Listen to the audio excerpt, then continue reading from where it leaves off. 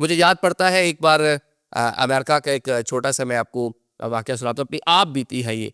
हम जनाब Las Vegas से आए न्यूयॉर्क के साथ बिल्कुल न्यूयॉर्क एयरपोर्ट है। न्यूयॉर्क जो है वहाँ पे हमारी फ़्लाइट थी, तो बहुत शदीद न्यूयॉर्क में बारिश थी। इतनी शदीद बारिश थी कि ना पूछें, मतलब मैंने इतनी बारिश कभी अमेरिका में नहीं देखी।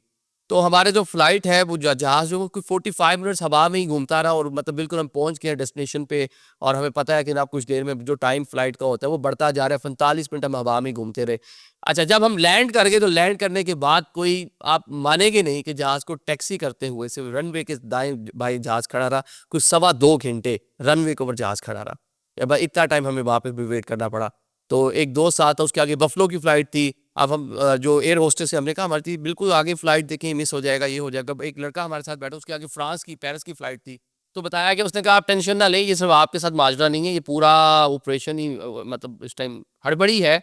जो बाकी जो परवाज़ें जानी है वो भी सब डिले हैं, तो आप ईज़ी हो जाएँ। तो ऐसा ही हुआ, जब हम एयरपोर्ट से निकले और जब अगले टर्मिनल पे गए, तो जो बफलो जाने वाली फ़्लाइट थी वो भी रुकी हुई थी।